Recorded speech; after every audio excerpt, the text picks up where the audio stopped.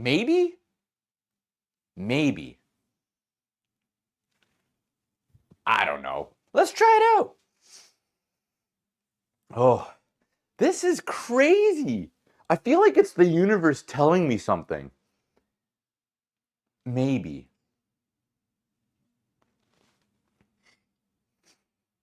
Hello. Yes. Maybe? Ah, echoes. Okay, this is good. All right. You know what? That's it. That's all. You can hear me now. I had everything ready to go, had my laptop set up, had my mouse set up, had show notes set up. I think you're here. Space. Space is not in the building today, as you can tell. As you can tell. I had a beer delivery come in. I had a liquor delivery come in. I've been restocking. It's been a day. It's all right. Here we are. Let's do it. What are we doing? Oh, another episode of Till the Last Drop. Okay. What's up? Nice to see you. This one's going to be a quick one. I really do apologize. Sundays at 5 p.m. That's the time. That's what I'm trying to bang out. Today, everything that could go wrong did go wrong. That's okay. Here we are. Let's move on. That almost rhymed. That was strange. Show notes. I need to go to show notes. The main deck is over there. All the hardware and the bar to make this happen is in here.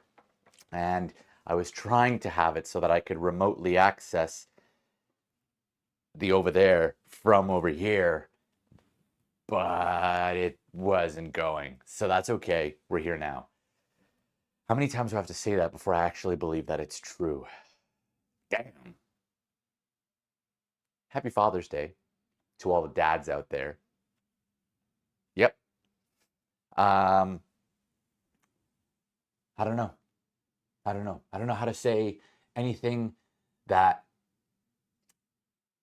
makes it better today, because today is a weird day for me. Always has been. Lost my dad when I was 6. So, yeah, never met him. And when Father's Day rolls around, you're kind of supposed to be like this happy-go-lucky, like, yeah, dads. And I think I try to be. I do celebrate other fathers, like father figures in my life and friends of mine that are dads. But there's definitely an inherent sadness that comes around on days like today. And I'm very grateful. I have my mom, I have that parent. But when it comes to my dad, yeah, it's always been kind of weird. It's been like you know, just something that you're kind of expected to just like you're expected to have a moment where you're able to share it with people if it comes up. Oh, what about your dad? It happened a lot when I was a teenager, when I was performing in restaurants or when I was working, random side gigs, and people would say, like, did your dad get you into this? And I would kind of skirt the question, no, not so much. Just kind of found it out on my own. And if they pushed it, it would come to that inevitable point of, oh, well, what about your dad? Like, do your parents support what you do? And I say, oh, my mom does. Oh, what about your dad? And then, yeah, I'd have to say, well, I never met my dad, and he passed away when I was 6. And then people would say, like, oh, I'm so sorry to hear that. I'm sorry for you, blah, blah, blah. And it's always this weird feeling, it's like anytime you say that, if you've lost a parent, you know exactly what I mean. But anytime you say that, people are like, oh, I'm so sorry. And it instantly puts them like up here, and it kind of makes you feel like you're down here. And I don't think that's people's intention at all. I think that quite the opposite. People are just trying to express empathy or sympathy. Empathy is one thing. If someone can empathize with that, they will likely not make you feel this way. Sympathy, though, I've never really cared for sympathy. Like, oh, I have sympathy for you. It just sounds demeaning when you say it. I have sympathy for you. So I've trained myself to say, if someone says that they've lost someone recently, I've trained my brain to say something like, I'm really sorry to hear that, and I'm sending you all the love, light, and energy and strength I can through this trying time. And I think that grief is like a soul quake. It shakes you to your core, and it never really goes away. In time, the soul quake turns into a windstorm, a violent, violent windstorm, and then with more time still, it turns into a gentle rain, and eventually it's kind of this sputter of mist, and you can kind of see the sun through the dark gray clouds, but the dark gray clouds are still there. I think that's what grief is. So cheers to my dad. Love you, Dad. Sorry we never met. You were a radio host and a DJ. He was a radio host, and he moonlighted as a radio host slash DJ. And in the day, he was a chemical engineer, from what I know. So he worked for a Polish radio station in Chicago. I think evenings and weekends, sort of thing. And then during the day, he was a chemical engineer. Kind of cool.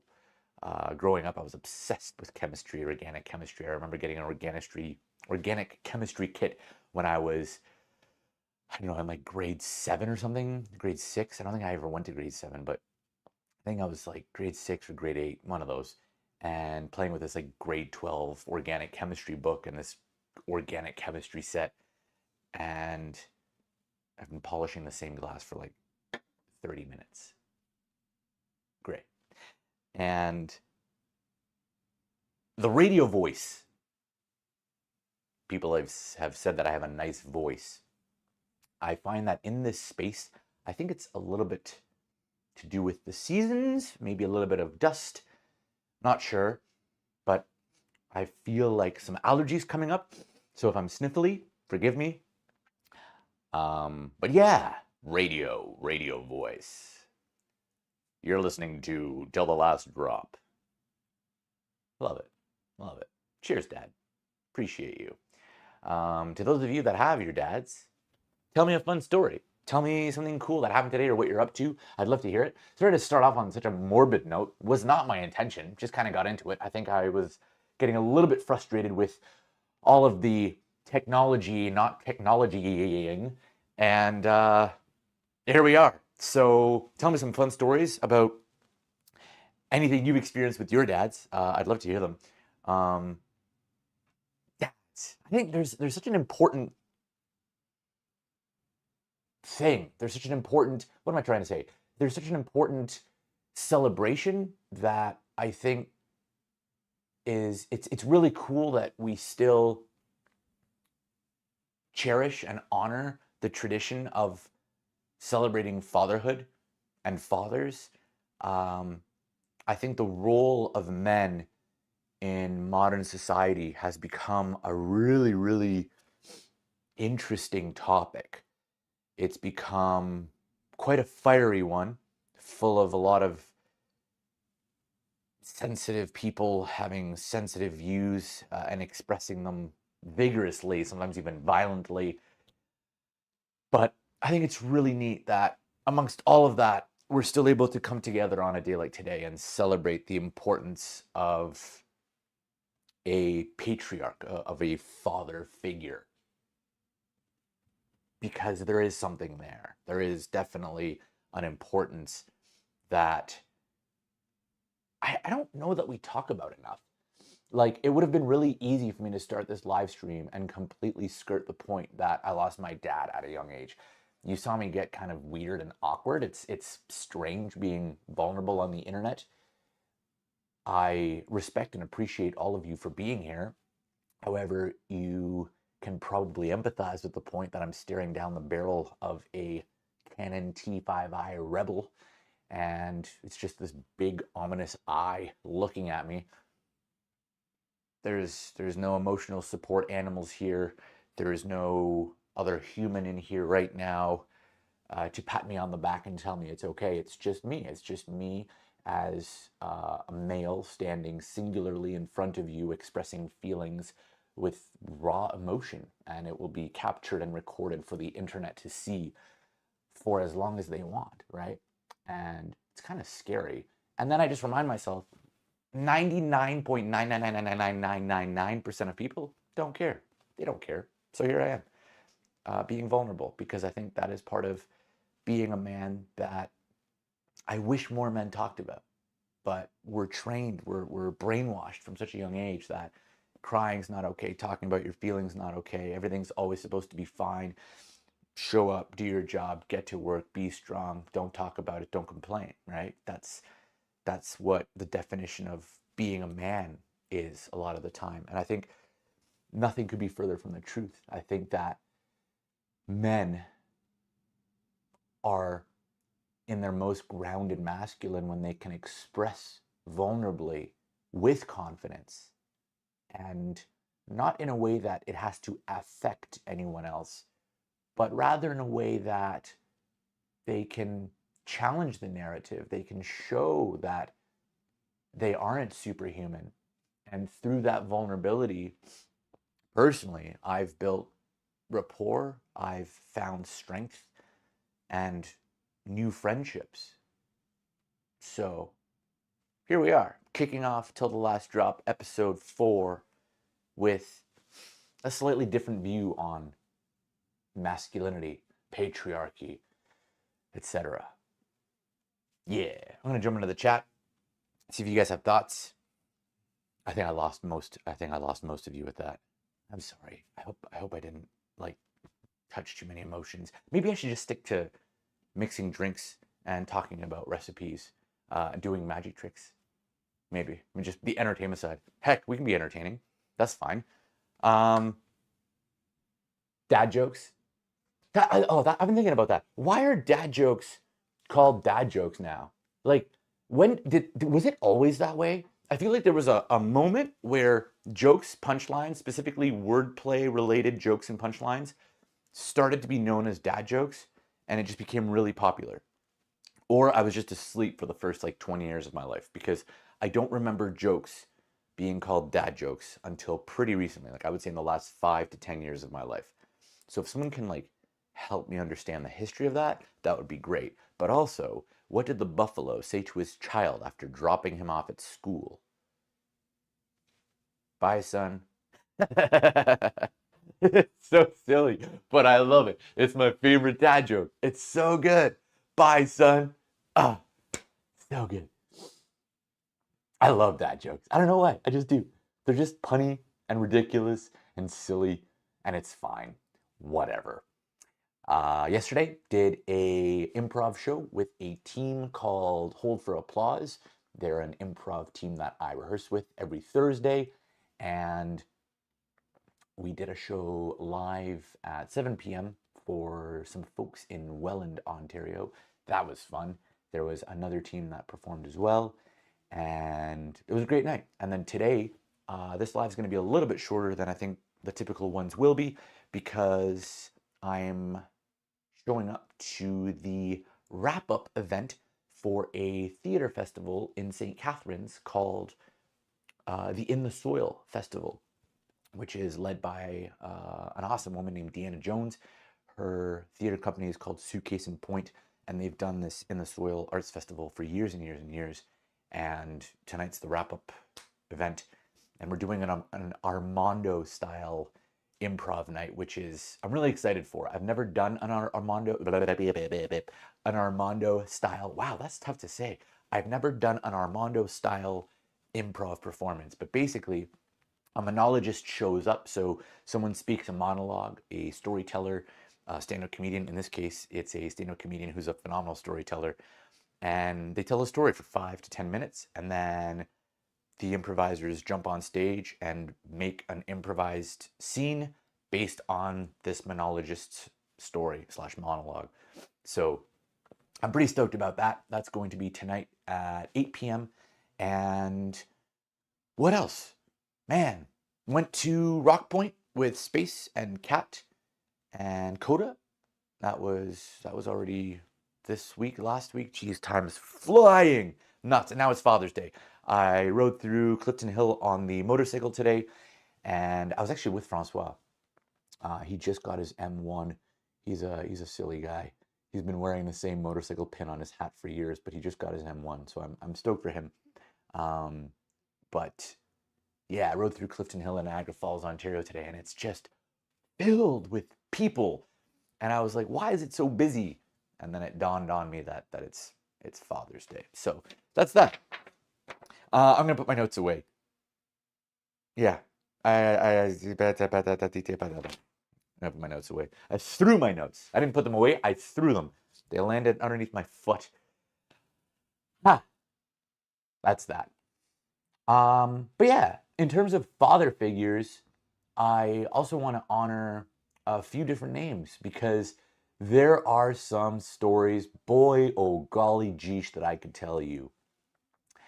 I have a whole group, a whole tribe, a whole squabble of people in Ontario, Southern Ontario here.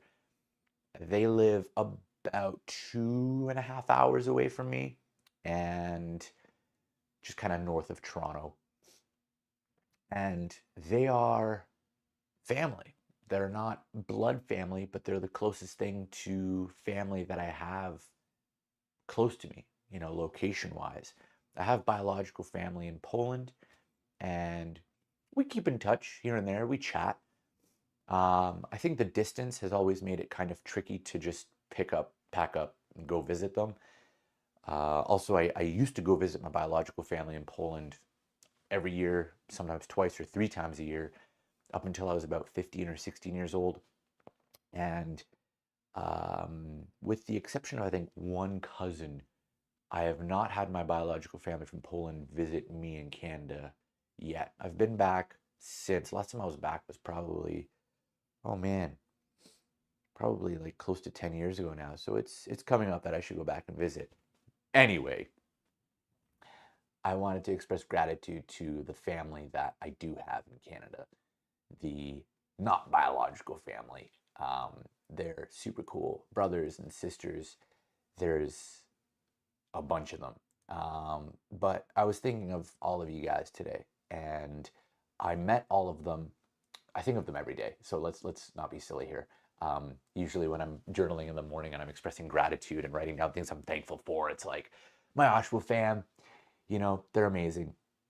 But I met them all because of this guy named Bill.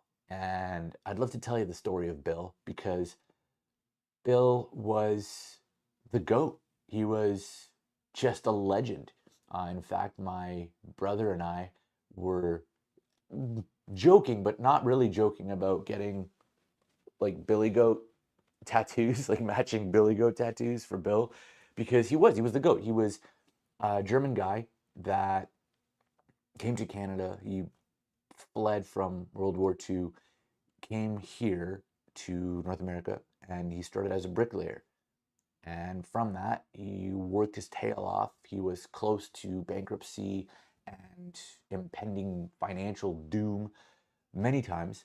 And he built an empire. He just kept going and he built a business that to this day I look at and I look back on, I look at the history of, and I go, damn, like this is incredible.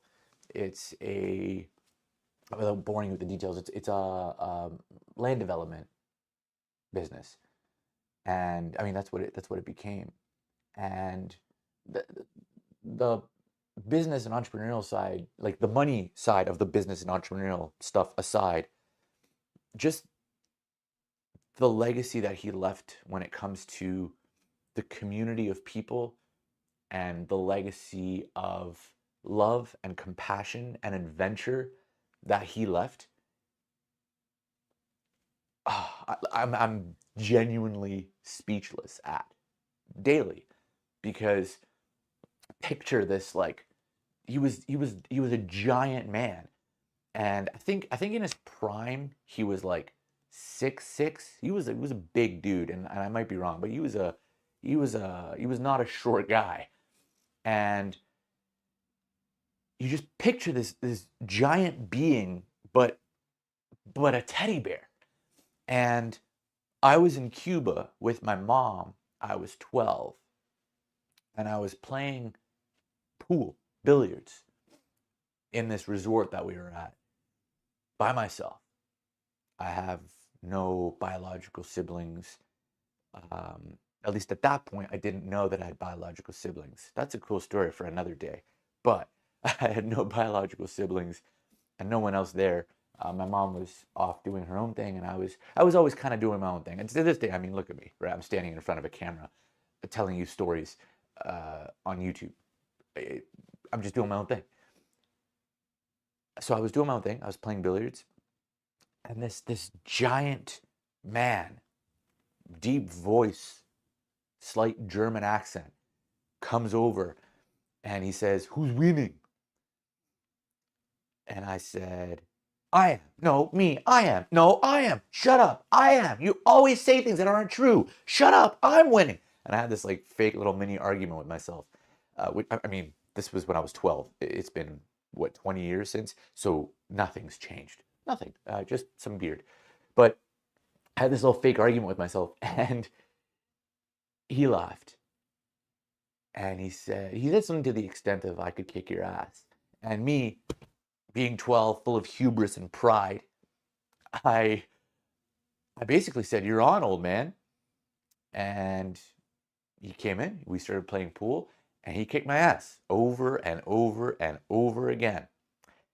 And I just remember learning so much in that brief interaction with him. And then later that day, he said, "If you come back at this time, I'll show you how I feed the fish in the ocean."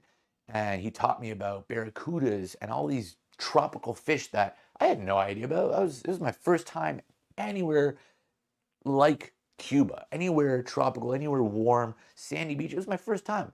I was a kid with a single parent family. We'd gone to Poland and we'd adventured to New York City and Chicago, but I'd never been anywhere like that. So the idea of tropical fish was this new thing. I remember him holding out a piece of bread in the ocean, and this big fish. I don't remember what it was now, but to me it was big because at the time I've not seen a fish this big. I know there are guys who in a lake not far from me catch fish this big, but to me this was a big fish.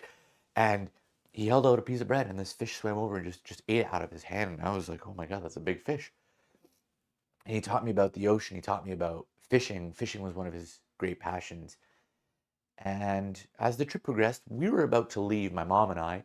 He was staying with his partner for a few more days past us, but we overlapped for a little bit. And he said, "I'd love for you to come back and when we're back, come by and meet my family. I have grandkids that are your age, and I think you would get along with them great. You'd love them. Come hunting with us." And little did I know, it's easy to talk about stuff like that, but when I got home, about a week and a half later, I got letters in the mail from guys that to this day are brothers. They're the only brothers I really know. And this is crazy. I didn't think this would happen, but it's like choking up with joy. I am so grateful for that because now in a world of technology and cell phones and I mean everything. Just today, I dealt with Facebook Messenger, Instagram messages, Snapchat, WhatsApp, email, texts, a phone call, and a telegram. And it's Sunday. Today's supposed to be an easy rest day where I don't do that much. That's 8 different forms of communication. Never mind how many different messages might have come through each of those. Getting mail, getting letters from these guys that were about my age at the time. I believe Riley Riley would have been 12 or so, maybe 13. I think he's 3 or 4 months older than me. And Goose, I think he's 3 years older than me, so he would have been like 15 or 16 at the time. And their grandpa was Bill. He's the guy that I met on this, beachside pool table thing under this, straw roof in Cuba, of all places, who lived 2.5 hours away from where I lived at that time. And I'm so grateful because when you share a story like that nowadays, all these alarm bells go off of, oh, what if he was a predator? Oh, what if No, no, like I can't explain to you how much the fact that he just came over and started talking to me meant. And that's the world that I want to exist in and I want to leave behind. Not a world where we have to fear someone interacting with someone else's child because God knows what, but rather a world where a man who was once that child's age can identify what that child might be going through. He can feel what that child might be feeling. He can see, oh, this kid's alone playing pool by himself. I should go be his friend. And through that friendship, he forged one of the most unbelievable and one of the most powerful relationships and mentoree slash mentorships that I have ever experienced. And I'm tearing up because I think that's what Father's Day should be about, is honoring men like that, is honoring men who can be so kind, so compassionate, so honorable, so strong, yet so gentle and so giving. Oh man, Bill was like one of the most generous men I've ever met. And to this day, his family continues to be some of the most generous people I know. And I'm just so grateful. It's crazy how much that man did and how it trickled down through the whole family. And then being able to be a part of that, being able to feel and experience that, and then carry that daily, that knowledge and that understanding of like, yo, man, we wake up with all this opportunity. And like, yeah, today might be a little bit of a sad day. It might be easy to stay there and be like, oh yeah, my dad died. I don't have a dad. Woe is me. Why does this always happen to me? Why can't my remote desktop software work? Why doesn't the audio ever work when I go to do a live? Why this? Why me? Why blah, blah, blah. But like one of the quotes that I'm reminded of today in sharing all this with you is life happens for us, not to us. And if you can remember that, you'll be all right. So I hope this helps you. I didn't know that I had so much to share and clearly process and unload with you guys today, but I'm glad I did.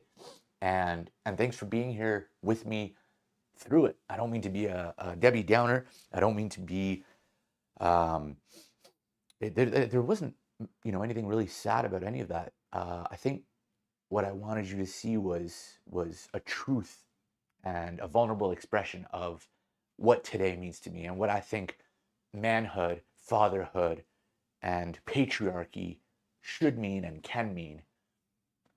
Because I'm tired of hearing that phrase, toxic masculinity. I'm tired of turning on the news and seeing strong men being picked apart or bashed for choices they may have made without complete context. I'm just tired of it. It's easy to make men the monsters. It's easy to make anyone a monster.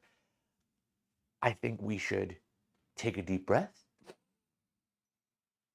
and remember that we're all humans. And for the most part, we're all doing the best we can with the tools we have available in our toolbox. Sometimes your tools are rusty, sometimes they need replacing, but just because someone's tool is rusty and they're trying to use a broken tool, doesn't mean we have to crucify them right away. Okay? That's my opinion. I hold judgment. I try to be forgiving. I try to be compassionate. I try to spread light, love, joy. And who knows? What did the buffalo say to his kid when he dropped him off at school? Bye, son. It's still so good. I said at the start of this live, I'm still smiling at it. It's ridiculous. Whatever. How do you know it's a dad joke? When it becomes apparent. Okay, I'll stop. Love dad jokes. It's fine. I'm going to jump into the comments. I have to start getting ready because, as I said, I have a live show today. And I'm also kind of like now sniffly and just snotty and just feel kind of it. So I'm going to read through some of your comments. If you have any questions or things to share or have a story about your dad or just want to mention someone that you're close to, whether it's your dad, a brother, just a strong man in your life, let me know. I'd love to hear slash read about that. But Walter, I appreciate you, man. I love your vids, man. Always get me laughing and in a good mood. Means a lot. Thanks for being here, man. I try to do these every Sunday at 5. I'm getting better. Not perfect, better. My timing's a little bit off. But, yeah. Come back for these. I've been taking them. Sorry, I'm kind of organizing my thoughts here. I've been taking the long form videos and chopping out the silences and some of the quote unquote like dead time and then uploading them as TLDRs, so till the last drop refined. I'll keep doing it for a little bit just to kind of test the waters. I'm experimenting a lot right now. So you're going to see a lot of different content kind of coming along and I'm just doing a lot of testing right now. I love being in the bar. I love Francois, Frank. Oh man, we should have brought Frank out. I feel like he's in here somewhere. I'll find him. Frank's always around, but I love everyone that is in this lovely place known as status quo. And yet, I'd love to explore more stuff, more content, more videos. So you'll see me playing a lot, and I hope that's okay with you. I'm not making videos for an algorithm. I'm making videos for an audience, people like yourselves. There's 8 of you right now, for last I checked. And I'm mind blown by that, honestly. Like, it's just like, hey, what's up? If I put 8 people in this room with me right now, this room would feel like stuffy, because it's a lot of people. Like 8 is like plus myself is 9. That's almost 10 people, and I know I'll be laughing at this one day. We'll be doing lives, and I won't know what the number is. I don't know. Maybe it'll be 6 people. Maybe it'll be 600. Don't know, but I'm just grateful for each of you being here, and I'm gonna take a moment. I'm gonna grab some water, and I'll see if Frank's around. But yeah, I gotta wrap up soonish. But so please drop me a question or a comment, um, and we'll do it up. Peggy, yo, you got lots here. Yeah, give me 1 sec. I'm gonna answer those right now. Give me 1 sec. I'll be right back, and we'll keep going. We'll keep going with till the last drop. Man, I gotta figure out where the audio is. What Francois is doing with the audio today. He's always doing something.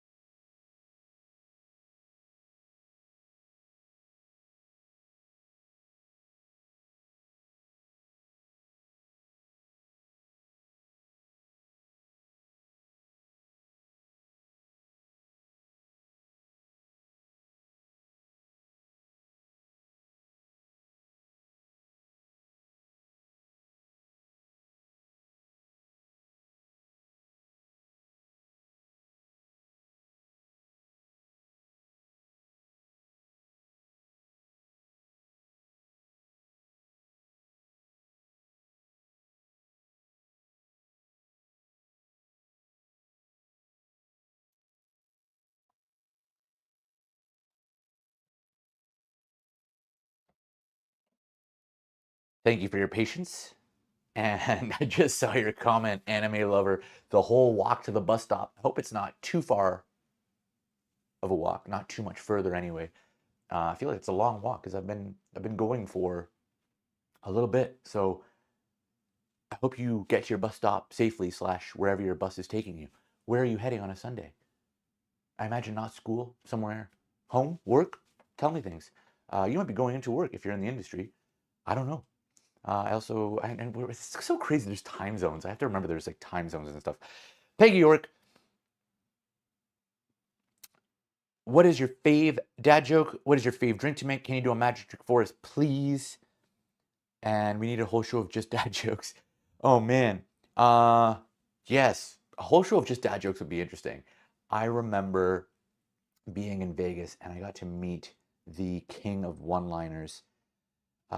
He was also performing that night. It was who was it? It was Gallagher, my friend Sia, and this guy, I'm blanking on his name right now. Forgive me. He holds the world record for the most one-liners in like a set period of time. Crazy stuff. And he did it like without a prompter, like just like bah, bah, bah, bah, bah. Insane. But dad jokes. Dad jokes are the best. I love dad jokes. Like, who doesn't love a good dad joke? It's just so good. There's just so many. It's great. What was one my friend told me recently? If I had a horse, I'd call him Mayo because sometimes Mayo neighs. Why? Like, why is that funny? No idea. Anyways, my favorite joke. My favorite joke. It's probably the bison one that I've been saying this whole episode. It's just so goofy and I love it because it doesn't offend anyone. Like you just say that in any context if things get awkward and tense for any reason. If you just need humor relief, comedic relief, and nobody's gonna get upset. What did the buffalo say to his kid dropping him off at school? Bye, son. Like it's just so good. It's just so silly. Um, I'm sure there's others, but that's probably my favorite one. Yeah, yeah. If I think of another one, I'll let you know. But that's probably my favorite one. My favorite drink to make. Interesting question. Um, Interesting question because it presupposes that I have a favorite drink to make, and I'm not saying that in like a rude way or a condescending one. I just mean I don't. I've been struggling with like that notion, like favorite drink to make. Like, do I do I have one? I don't know that I have a favorite drink to make, and that's a bit of a silly answer, but I think that in my experience and in my time bartending, in a weird way, every drink that I've made has been my favorite drink, and that's what set me apart and allowed me to win mixology awards. It allowed me to level up in the bartending world pretty quick, if I do say so myself, because everything I was making, even if it was like super sugary and ingredients that I personally wouldn't enjoy, I remember there was like this blended frozen drink that had milk and chocolate and strawberry that was on a menu, and I made it a lot. I might enjoy like a couple sips of one in the right context, but I wouldn't drink like the size that it came in ever, I don't think. But in the moment, I was like, yo, like talking to the guest about it. Yeah, this is amazing.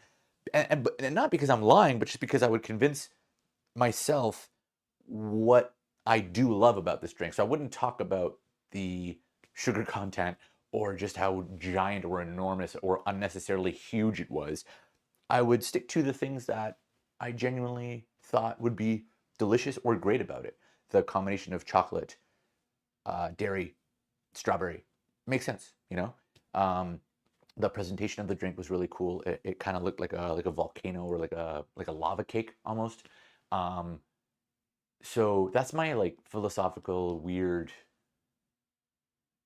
existentially answer. I will say that it's strange because I don't have drinks that are my favorite to make, but I definitely have drinks that I don't like making.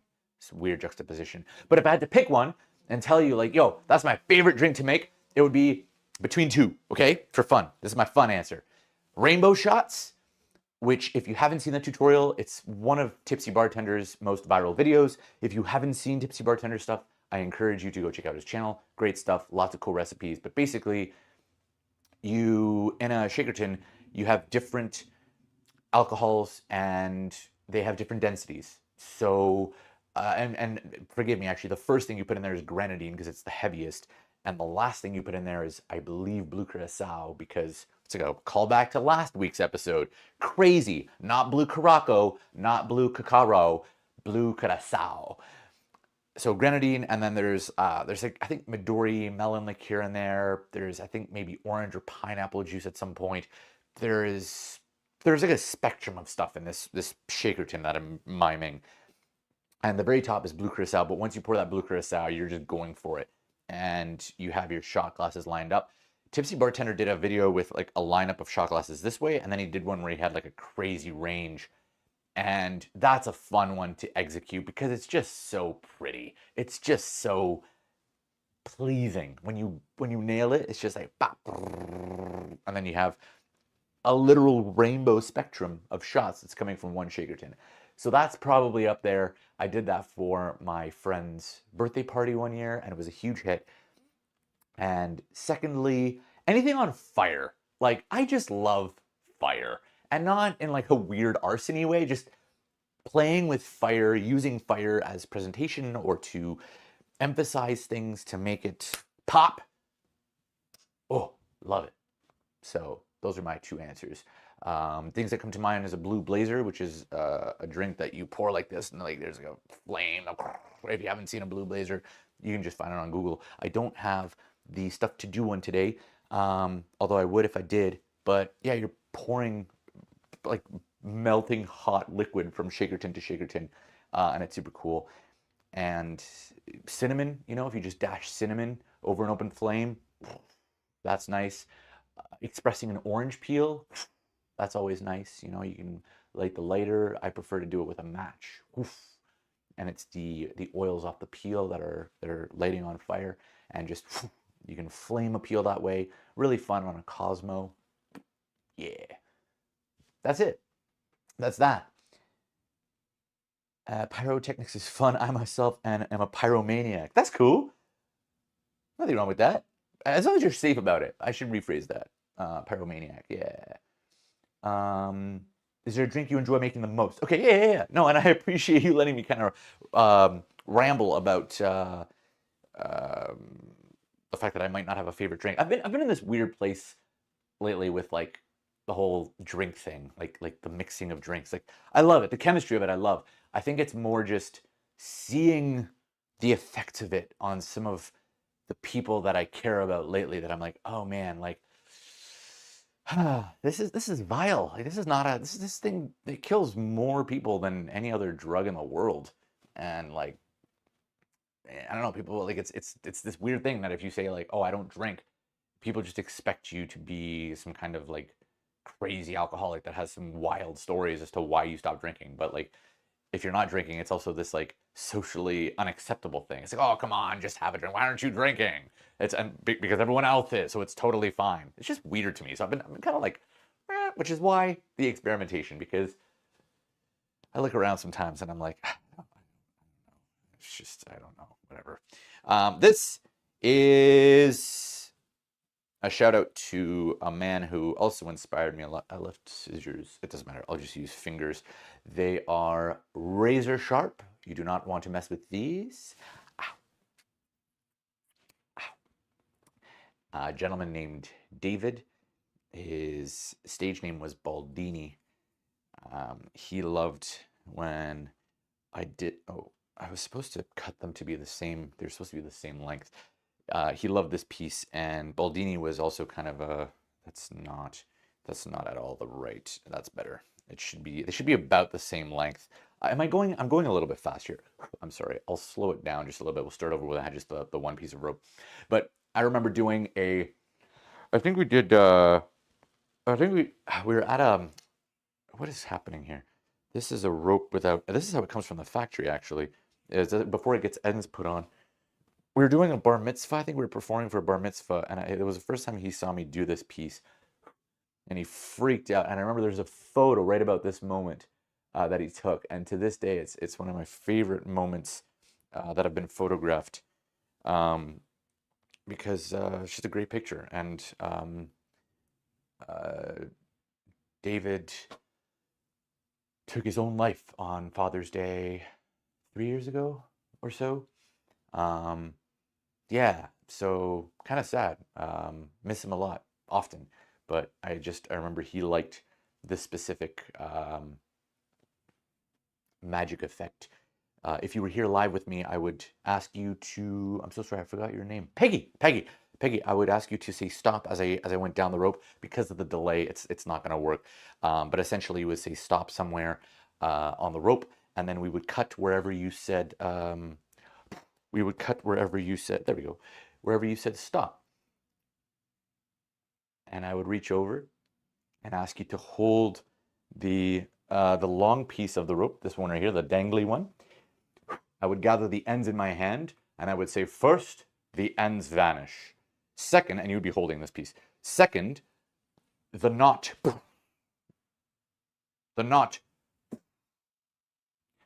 supposed to vanish, but I don't know why it's not working today, so forgive me about that. Oh, perfect. And then third, bang, you vanish. And then people would laugh because it's a silly line. And I would tell you, I would put these, I would actually put these ends in your pocket. I would take the middle part of the rope, I would stick it in my pocket, and these ends, I'll stick them in my pocket for now. But the ends, I would stick into your pocket, and the middle part would be in mine. If it's confusing, it's confusing, but it's okay. Basically, I would end up having the ends, and then you would end up having the middle part. And it's ridiculous. And then I would hand you the rope so that you could look at it to your content. I make sure there's no magnets, no wires, trapdoors, wire springs, lubricants, poly pockets, hidden assistants, moose geese, penguins, rehearsed lines, nails, splints, slates, toothpicks, white picket fences, Barack Obama, George Bush, babies, nothing weird going on. Yeah, perfectly normal. That's what I am. Thanks for being here, guys. I appreciate you. And thank you for dropping comments and for asking questions and just playing. Thank you for playing. If you looked at my Google Calendar, Sundays from X time to X time is just blocked out for play. And I, for some reason, chose Sundays, this day, today, as the day to do these lives. I'm not regretting it. It's just that I'm realizing this is play. This is part of play. And I'm enjoying having this moment to ramble and share thoughts. And it's nice because also, when I'm just in this space, there's no one to interrupt me. It's so nice. It's so nice to just speak without someone trying to speak over you. And then when I'm ready, I can just boop. Because lately, I don't know if this is just like a thing.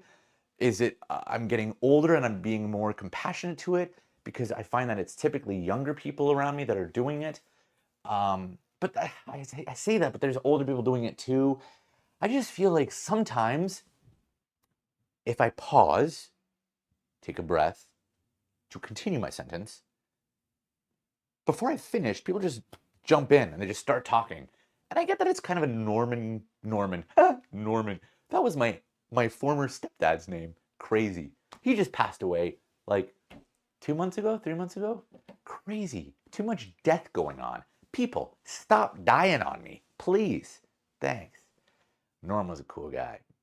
Cheers, Norm. Man, all these father figures just like coming up today. Weird. Normal. It's normal for people to interrupt you. And yet, sometimes I just find it super frustrating. So thanks for being here and speaking to me whenever you're ready. And then I can reply whenever I'm ready. It's nice. It's nice. Does that drive you nuts too? Is it just me? Like, I hate getting interrupted. I hate it. I try not to interrupt people. I'm sure I interrupt people sometimes. Knifko, thanks for being here. I'm glad you liked the trick. And that's it. I got to get going. It's 6:30 p.m. where I am, and I have to be somewhere in an hour. and I still have a lot to do. So I'm going to sign off and say my goodbyes, and that'll be it. That'll be all. I think. Oh, yo, you know who just. What? Hold on one sec. Frank, is that you? Sure is. Yo, that's great. I was just talking about dads everywhere. I was saying how like all these people keep dying on me and stuff. And then you just out of nowhere, you just popped in. Yeah, I just thought I'd come say hi. I know this day is a little rough for you, so I thought I'd say hello. Well, that's really nice of you, man. I really appreciate that. Yeah. I've never been on this side of the bar before. Ooh, I'm gonna sit down. All right, everybody. My man's gotta go. I just came in for a quick one before I got to jet out. I'm gonna say hi to the kids. Hope you had a great day. Happy Father's Day, and we'll see you in the next one. All right? Bye for now. See, where do I get a pint glass? Uh-oh. That back here? It's got to be back here somewhere.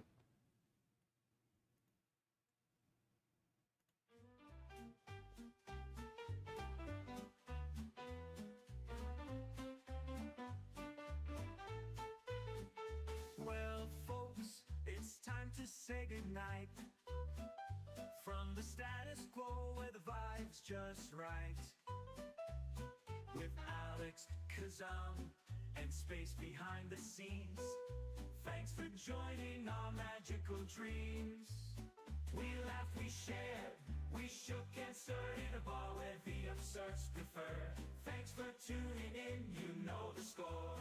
We'll catch you next time for stories and more. From magic tricks to comedy delight, Alex Kazam brought the fun tonight.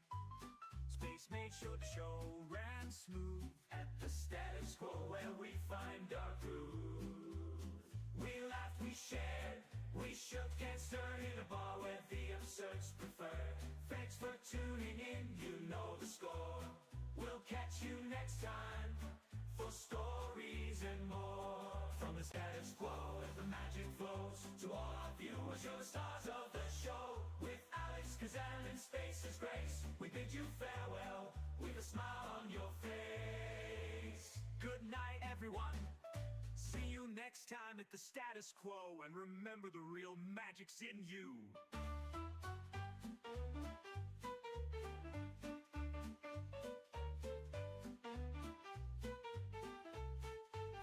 We'll catch you next time for stories and more. Good night, everyone. See you next time at the status quo, and remember the real magic's in you.